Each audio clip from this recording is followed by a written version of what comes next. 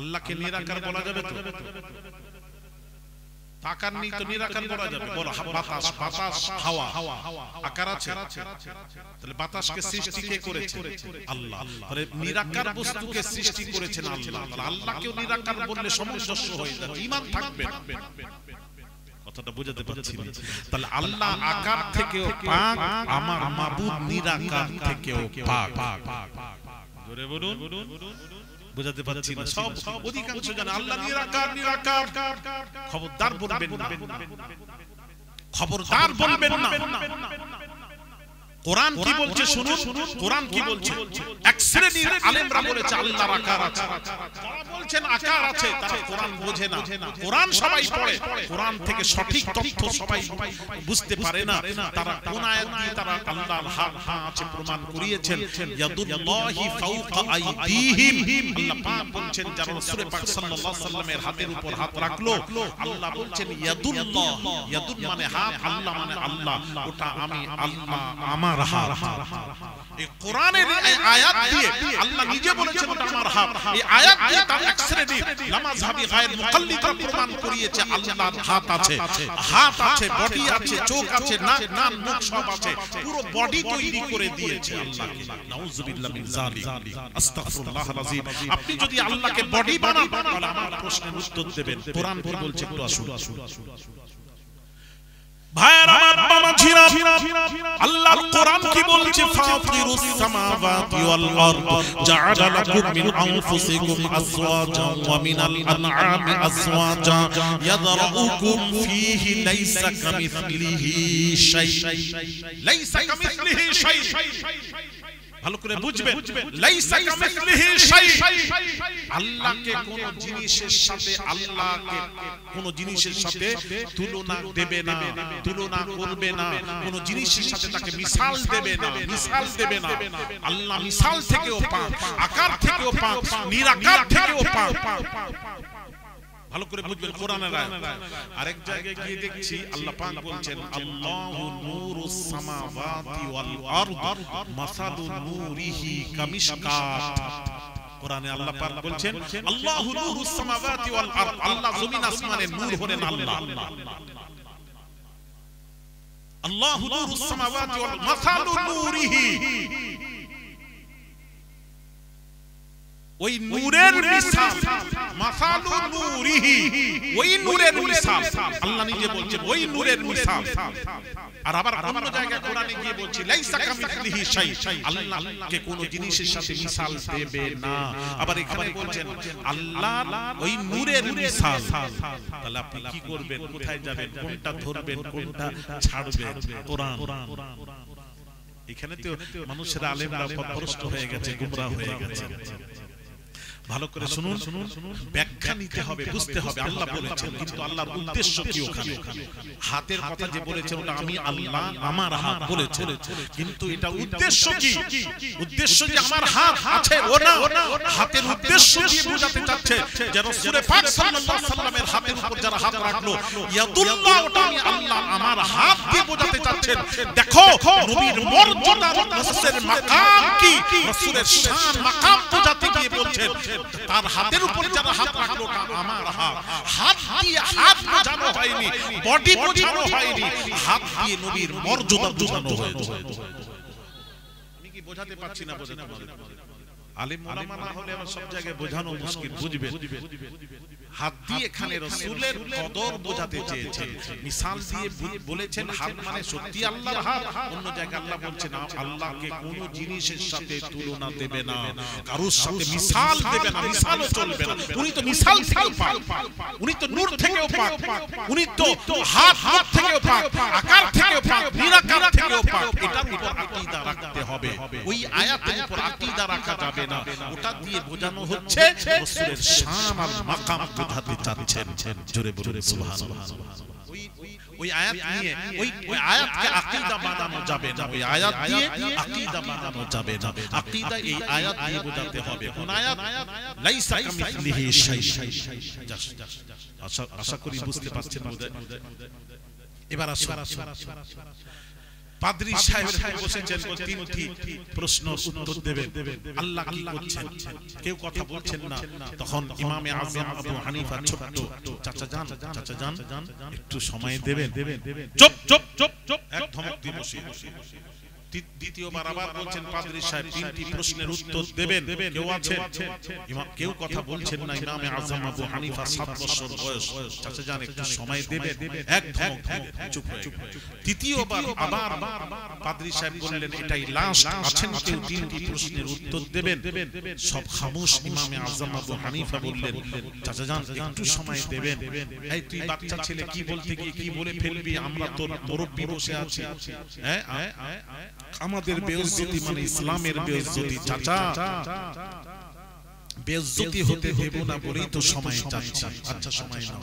ইমামে আযম 7 বছর বয়স নামালেন, বললেন পাদ্রী সাহেব আপনি যেখানে বসে প্রশ্ন করেছেন আমাকে ওই জায়গায় বসে উত্তর দেওয়ার সুযোগটা করে দেবেন। ইমাম পাদ্রী সাহেব বললেন ঠিক বলেছে ছেলে। আস্তে করে নেমে ওই জায়গায় বসলেন। ওখান থেকে উঠে ইমামে আযম সিংহাসনে বসেই বললেন প্রথম প্রশ্নের উত্তর শুনুন। আল্লাহ কি করছেন? আপনার মতো উপরের মানুষকে নিচে বসালেন, নিচের মানুষকে উপরে বসালেন, এই করছেন। পাদ্রী সাহেব বলেন উত্তর পেয়েছে। দ্বিতীয় প্রশ্ন আল্লাহর আগে কে ছিল? পাদ্রী সাহেব আপনি সংখ্যা গুনতে জানেন? তো রেগে ফায়া। আমাকে যদি আপনারা বলেন হুজুর সূরা ফাতিহা জানেন, বলেন আমার কি হবে বলুন। কথা বলে স্বাভাবিক মন খারাপ হবে। এই হাফেজে কোরআনকে যদি কেউ বলে সূরা ফাতিহা জানেন, কতটা মন খারাপ হবে। পাদ্রী সাহেব এত বড় জ্ঞানী, তাকে বলছেন সংখ্যা গুনতে জানেন, সে তো রেগে ফায়া। কি গুনতে হবে বল, বাচ্চা ছেলে কথা বলতে জানে না।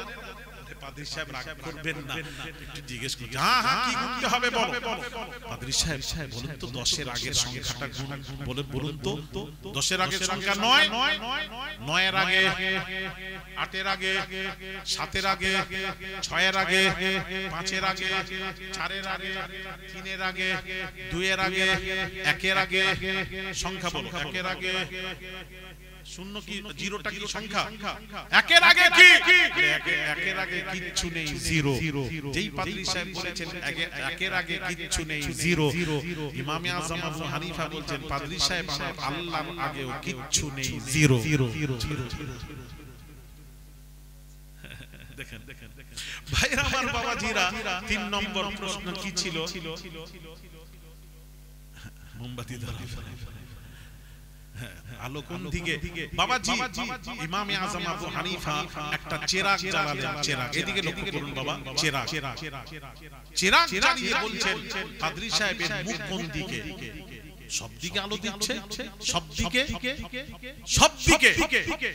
ইমামে আযম আবু হানিফা বললেন আমার আল্লাহর মুখ সর্বত্র। একটু জোরে বলুন। আবার আজকাল আবার কিছু আছে জানেন, আমি বাংলাদেশে এক কবর জিয়ারত করছি, কবরের দিকে মুখ করে সালাম দিয়ে দোয়া করছি, একজন পেছন থেকে চিল্লাচ্ছে কাবার দিকে ঘুরুন, ঘুরে দোয়া করুন, কাবার দিকে ঘুরুন। মানে ও সৌদিতে ছিল, আমি তাড়াতাড়ি দোয়া করে আমি ঘুরে আমার মেজাজ গরম হয়ে গেছে। আমি ওটা কে রে? বেয়াদব কে? বেয়াদবটা কে? মানে হুজুরে সৌদিতে থেকে ওখানে দীর্ঘদিন ছিল, সে চিৎকার করছে কিবলার দিকে মুখ করে দোয়া করো। আবার কিছু আছে কবরের দিকে সালাম দিবে আর দোয়া করবে, ঘুরে গিয়ে কাবার দিকে মুখ করে দোয়া করবে। কাবার দিকে আপনাদের এখানে কিবলা কোন দিকে বাবা? এই সোজা, এই সোজা। আজকে আমি দোয়া করব কোন দিকে মুখ করে? এটা কোন দিক? দক্ষিণ দিক। তাহলে আজকে দোয়া কবুল হবে। পশ্চিম দিকে মুখ করে দোয়া, ওই দিকে কাবা আছে, ওই দিকে ছাড়া দোয়া খেয়েছে খুব খেয়ে নিয়েছে। আস্তাগফিরুল্লাহ আলাযীম। এসব ফালতু কথা বলবেন না, বলবেন না ভাইরা আমার, বাবাজিরা ভালো করে শুনুন, মা বোনেরা আকীদা ঠিক করো। আল্লাহর কোরআন কি বলছে শোনো, কোরআন যা বলছে শোনো আর আমল করো। ফাআইনামা তুওয়াল্লু ফাসাম্মা ওয়াজহুল্লাহ। আল্লাহ পাক বলছেন যেদিকে তাকাও সেদিকেই আমি আল্লাহ। আল্লাহ পশ্চিমে নেই, উত্তর দক্ষিণ পূর্ব পশ্চিম যেদিকে তাকাও সেদিকেই আল্লাহ, আল্লাহর কোরআন। তাহলে যেদিকে মুখ করে দোয়া করবেন, দোয়ার শর্ত নেই পশ্চিম দিকে মুখ করে দোয়া করতে হবে, এটা কোনো বাবাজি শর্ত নয়, দোয়ার শর্ত নয়। যেদিকে আপনি দোয়া করবেন অসুবিধা নেই, আল্লাহ সর্বত্রে জুড়ে জুড়ে বলুন। বাবাজি তিনটি প্রশ্ন উত্তর দিয়ে দিলেন কে? ইমামে আযম আবু হানিফা। এত তীক্ষ্ণ বুদ্ধি ইমামে আযমের ছিল। এখন ছাগলের কুকুরের সঙ্গম হয়ে বাচ্চা হয়েছে, বাচ্চার মাথাটা কুকুরের ন্যায়, দেহটা ছাগলের ন্যায়, খাওয়া যাবে কিনা? সমস্ত মুফতিরা বলল চলবে না, চলবে না, চলবে না। ইমামে আযম আবু হানিফা কত গভীরে ঢুকে গেছেন দেখুন। তারা গভীরে গিয়ে যারা তালাশ করে তাদেরকে ফাকিহ বলা হয়। ইমামে আযম আবু হানিফা বললেন এক কাজ করো। কি সুন্দর করে সমাধান দিচ্ছেন, হ্যাঁ? কোরআন হাদিসে তো কিছু নেই, তাহলে কি করে সমাধান দেবে? কি করে দেবে যাতে কোরআন হাদিসের বিপক্ষে না যায়, সেই রকম সমাধান দিতে হবে। তো ইমামে আযম আবু হানিফা রাহিমাহুল্লাহ উত্তর দিচ্ছেন, বলছেন তোমরা এক কাজ করো, একটা একদিকে তোমরা ঘাস দাও, আরেক দিকে মাংস দাও, দিয়ে দেখো বাচ্চাটা কি খায়। যদি বাচ্চাটা যদি ঘাস খায় তাহলে ভাববে ছাগল ঘাস খায়, তাহলে ওকে খাওয়া যাবে, জায়েজ। তবে জবাই করার সময় এই ক্ষেত্রে মাথাটা পুরো কেটে আলাদা করে দেহটা খাওয়া জায়েজ। এই ক্ষেত্রে মাথাটা আলাদা করতে হয়, মাথাটা কেটে আলাদা করে দেহটা খাওয়া জায়েজ। আর যদি ঘাস না খেয়ে যদি মাংস খায় তাহলে ভাববে কুকুর মাংস খায়, তাহলে ওকে কুকুর গণ্য করা হবে, ওকে খাওয়া হারাম হারাম হারাম। কুকুর মাংস খেলে কুকুর গণ্য হবে, আর ঘাস খেলে ছাগল গণ্য হবে, খাওয়া জায়েজ ঘাস খেলে। তবে জবাই করার সময় মাথাটা আলাদা করে দেহটা খাওয়া জায়েজ। সুবহানাল্লাহ বললেন না? আবার প্রশ্ন গেল, হুজুর একদিকে মাংস দিয়েছি, একদিকে ঘাস দিয়েছি, বাচ্চাটা মাংস খাচ্ছে ঘাসও খাচ্ছে, এখন কি করব? এখন দুটাই খাচ্ছে। চার ইমামের এক ইমাম ইমামে আযম আবু হানিফা রাহিমাহুল্লাহ, নু'মান বিন সাবিত আবু হানিফা রাহমাতুল্লাহ আলাইহি, তিনি কি বললেন শোনো গো যুবকেরা, বাবাজিরা, ও মা বোনেরা, ইমামে আযম আবু হানিফা হুজুর বললেন ঘাসও খায়, যদিও গোশত খাচ্ছে ঘাসও খাচ্ছে, এই অবস্থা দেখলে তোমরা এক কাজ করো, তাকে একটা লাঠি নিয়ে তাকে মারো, পিটাও, পিটানোর পর তার আওয়াজ শুনতে হবে। সে যদি কুকুরের মতো ডাকে তাহলে তাকে খাওয়া যাবে না, হারাম হারাম হারাম। আর কুকুরের মতো না ডেকে যদি ছাগলের মতো ডাকে তাহলে বাবা ছাগল গণ্য হবে, খাওয়া জায়েজ। তবে জবাই করার সময় মাথাটা আলাদা করে দেহটা খাওয়া জায়েজ। আবার প্রশ্ন গেল, হুজুর আমরা লাঠি নিয়ে যখন মারছি বাচ্চাটা আওয়াজ করছে, কুকুরের মতো আওয়াজ করে, ছাগলের মতো আওয়াজ করে, কুকুরের মতো ডাকে, ছাগলের মতো ডাকছে, এখন কি করব?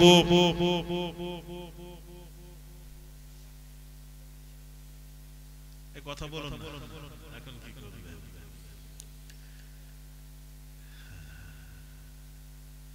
ভাইরা আমার, বাবাজিরা, মা বোনেরা, কাকে ফাকিহ বলা হয় একটু শুনুন।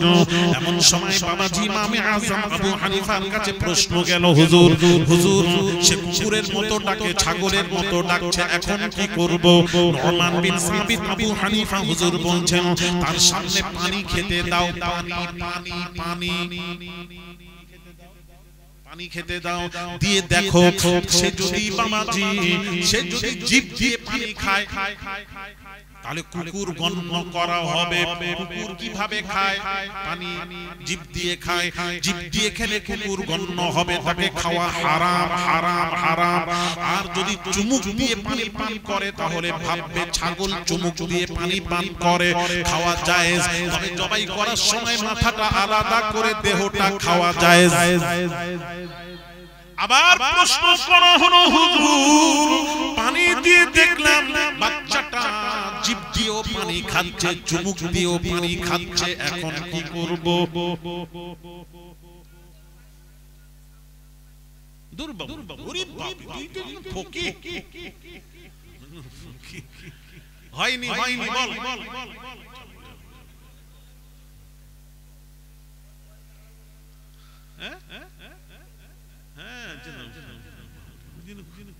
বল বল বল তোর দে থাক বাবা আর যাচ্ছি না, এখানেই রাখলাম। ফাকিহ বুঝালাম, ইনারা হলেন ফাকিহ। কি হলো না না চলো এখান পর্যন্ত থাক। কি হচ্ছে না হচ্ছে আগে আবার দেখে আমি বলবো। আরে যতটুকু জেনেছি সেটা বলবো, তারপরে দেখি মেরকি করে যাবে, তার আগে আমি জেনে রাখবো। বেশ হয়ে গেল। না না না না বলবেন, ব্যস্ত থাকবে বলবে, আমি বলবো। বাবাজি কি বলছো? ইসলামের সবচেয়ে সমস্যার সমাধান করেছেন ফাকিহগণ, খাস করে ইমাম আযম আবু হানিফা। ইনি হলেন ফাকিহ। গভীরে গিয়ে তালাশ করেন। শুনবে কোন ইমাম আযম আবু হানিফা? একটু শোনো বাবাজি। উনি হজ পাকে গেছেন, হজ করতে গেছেন। আব্দুল্লাহ ইবনে মুবারাকের কথা বলছিলাম। আব্দুল্লাহ ইবনে মুবারাক উনি পরিচয় করিয়ে দিচ্ছেন কাকে? ইমাম বাকির এসেছেন হজ পাকে। ইমাম বাকির কে জানেন? নবীজির ইমাম হোসেনের ছেলে যাইনুল আবদিন, তার ছেলে ইমাম বাকির। আরে বাপ রে, নবীজির বংশ, নবীজির বংশ। ইমাম হুসাইনের ছেলে যাইনুল আবদিন, যাইনুল আবদিনের ছেলে ইমাম বাকির, নবীর বংশধর হজ পাকে এসেছেন। এসে আব্দুল্লাহ ইবনে মুবারাক ইমাম আযম আবু হানিফার সম্পর্কে পরিচয় করে দিচ্ছেন। ইনি হলেন নুমান কুফার, নুমান বিন সাবিত আবু হানিফা, বড় ইমাম। যেই বলেছেন ইমাম বাকির, ইমাম বাকির নবীর প্রধান ইমাম বাকির রেগে গিয়ে বলছেন, ওই তুমি নুমান বিন সাবিত আবু হানিফা? ও তোমার ব্যাপারে তো অনেক আমি শুনেছি, আমি অনেক শুনেছি। কি শুনেছেন? না, তুমি আমার দাদা জানের, রাসূল পাক সাল্লাল্লাহু আলাইহি ওয়াসাল্লাম আমার দাদা জানের হাদিসকে না মেনে তুমি নিজের কিয়াস অনুযায়ী অনুমান করে তুমি হাদিস বয়ান করো। আমার দাদা জানের হাদিস তুমি হাদিসের উপর আমল না করে তুমি নিজের অনুমান করে কিয়াস করে তুমি হাদিস মানুষকে বলো, মানুষের সামনে তুলে ধরো। সেই নুমান বিন সাবিত আবু হানিফা, ইমাম আযম আবু হানিফা আদবের সাথে, কত আদব ছিল, আদবের সাথে দাঁড়িয়ে বলছেন নবীজির কুড়িটা টুকরা আহলে বাইত, তাদের সাথে বেয়াদবি হলে সব ধ্বংস। আদবের সাথে বলছেন, হুজুর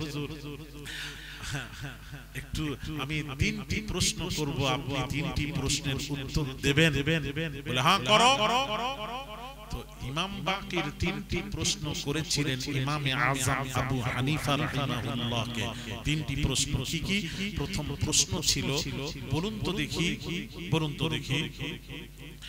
পুরুষ বেশি শক্তিশালী না নারীরা বেশি শক্তিশালী?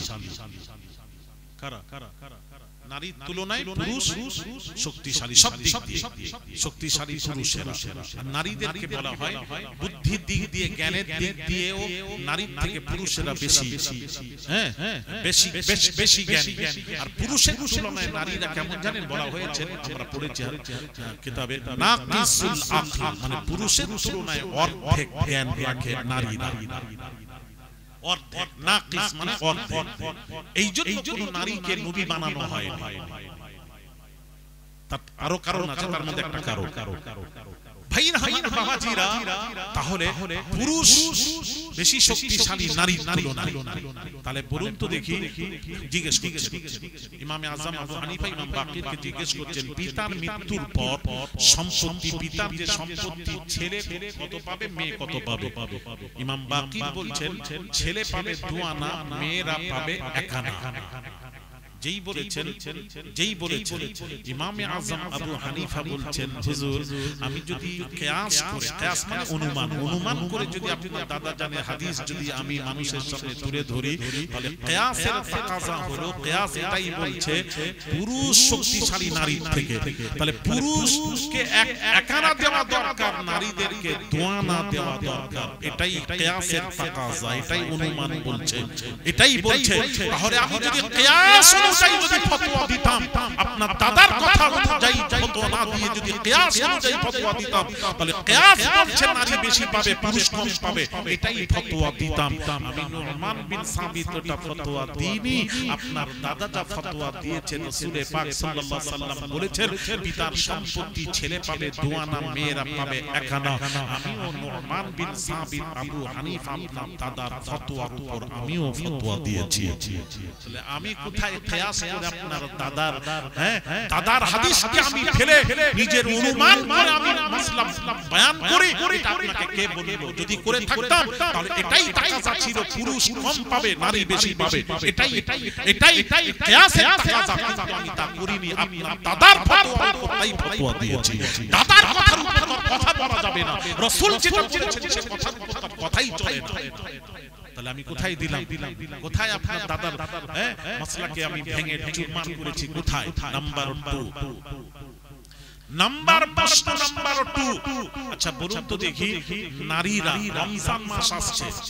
রমজান মাস আসছে নারীরা মাসিক অবস্থায় নাপাক অবস্থায় মাসিক অবস্থায় নারীদের নামাজ মা আর রোজা মাপ নেই রোজা কাজা করতে হবে তাই তো নাকি কথাও বলে তোমাদের নারীরা কি করে রোজার কাজা করে না নামাজের কাজা করে কথা বলে রোজার কাজা করে নামাজের কাজা নেই নামাজ মাপ 7 দিন 10 দিন উপরে নয় বিমার ধরা হবে 10 দিনের ভেতরে যে সব হবে নাপাক অবস্থায় থাকলে আপনার মাসিক অবস্থায় থাকলে নামাজ মাপ কিন্তু রোজা রাখবেন না রোজা কাজা করবেন পরে কাজা করবেন রমজানের পর রোজা যেগুলো কাজা হয়েছে সেগুলো কাজা করবেন নফল আগে রাখবেন না আগে কাজাটা করবেন কাজাটা জরুরি নফল পড়াটা রোজা রাখাটা জরুরি নয় কাজাটা আগে করবেন এটাই সিস্টেম ভাইরা আমার বাবাজিরা নবী বলেছেন এটাই তাহলে নারীদের রোজা কাজা আছে নামাজ কাজা নেই তো ইমামে আযম আবু হানিফা ইমাম বাকির কে বলছেন হুজুর বলুন আচ্ছা নামাজ শ্রেষ্ঠ না রোজা শ্রেষ্ঠ হাদিস শরীফে এসেছে আফজালুল ইবাদাতু ইবাদাতুস সালাহ রোজার চেয়ে নামাজ হলো শ্রেষ্ঠ ইবাদত ইবাদতের মধ্যে শ্রেষ্ঠ ইবাদত হলো নামাজ রোজার তুলনায় নামাজ শ্রেষ্ঠ তাহলে ইমামে আযম আবু হানিফা বলছেন হুজুর কিয়াস মানে অনুমান এটাই বলছে কিয়াস এটাই বলছে যদি নামাজ যদি শ্রেষ্ঠ হয় তাহলে নামাজের কাজা হওয়া দরকার ছিল কিন্তু নামাজের কাজা না হয়ে রোজার কাজা হচ্ছে এটা কেমন কথা আমি ফতোয়া দিলে এটাই তো দিতে পারতাম আমি তো এটাই ফতোয়া দিতাম রোজার কাজা কেন হবে নামাজ আফজাল রোজার চেয়ে নামাজ আফজাল শ্রেষ্ঠ তাহলে রোজার কাজা নয় কাজা হবে নামাজে এটাই কিয়াস বলছে আমি কিয়াস যদি করতাম তাহলে এটাই ফতোয়া দিতাম যে না নামাজের কাজা করতে হবে তা ফতোয়া দিইনি দেখলাম হাদিস দেখলাম রাসূল কি বলছেন রাসূল বলেছেন নামাজের কাজা নেই রোজার কাজা আছে রাসূলের কথার উপর আমি নুরমান বিন সাবিত আবু হানিফা ফতোয়া দিয়েছি 3 নম্বর প্রশ্ন যাক 3 নম্বরটা থাক আজকে আর বলবো না তিনটি প্রশ্ন করেছেন ইমাম আযম আবু হানিফা কাকে ইমাম বাকিরকে 3 নম্বরটা রেখে যাচ্ছি পরে অবশ্য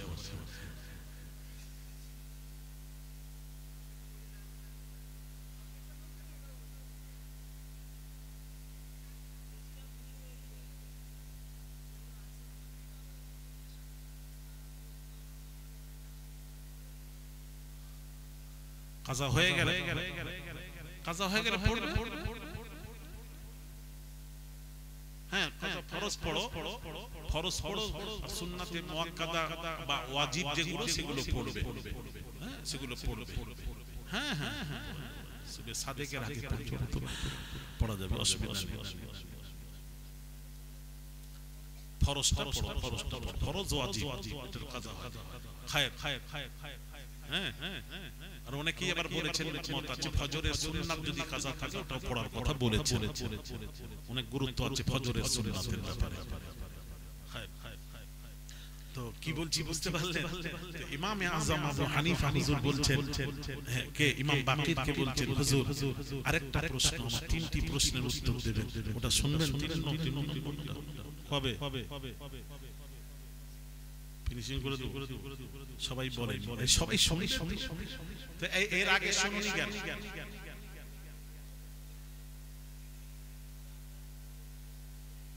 বোঝাইনি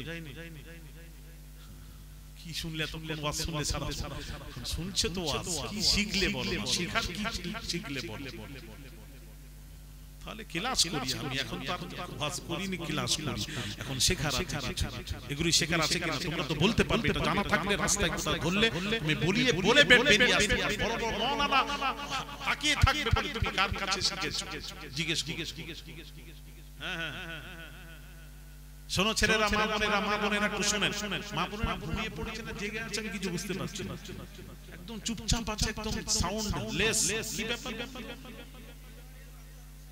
ও চিল্লি হতো এটা দিয়েছেন ভালো করেছেন হ্যাঁ একদম ওইখানের দিকে তাকা আমাকে দেখেন আওলাদের রাসূলকে দেখলে সওয়াব আছে ওই জন্য চুপচাপ আছে না গত বরে দাওনি এগুলো দেবে কিন্তু প্রতি বছর দেওয়া হয় তো চিল্লা হয় হ্যাঁ ও পর্দা করে দিয়েছে আচ্ছা একটু শোনো 3 নম্বরটা শুনবে না এদিকে তাকাও হায় হায় ইমামে আযমকে জেনে নাও আমাদের কোন ইমাম একটু কথাই বলা আমি তো খুব বাংলাদেশে লামাযহাবি যারা আহলে হাদিস লামাযহাবি খুব বলি আমার মতো বলে আমার সামনে আসে হ্যাঁ ইমামে আযম বলে ওরা বলে নাকি ইমামে আযম বেশি কিয়াস করে ভুল ব্যাখ্যা করে ডাহা ভুল মিথ্যা বলছে তার উপর ইমামে আযম সবচেয়ে কম কিয়াস করেছে শুনেন ইমামে আযম আবু হানিফা নু'মান বিন সাবিত আবু হানিফা তিনি বলছেন এই ইমাম বাকির নবীজির বংশধর বেয়াদবি ক্ষমা চাই আরেকটি প্রশ্ন আমার ওই মোজার উপর মোজা চামড়ার মোজার উপর মাসলা হচ্ছে ফজরের ওযু করে মোজাটা পরে নেবেন শীতকালে চামড়ার মোজা পরে নেবেন এবার যোহর আসর মাগরিব ইশা পর্যন্ত যখন ওযু করবেন আমি এই আমার বলাটাই শান্ত ছিল কেন বলে ফেললাম শুরু হয়ে গেছে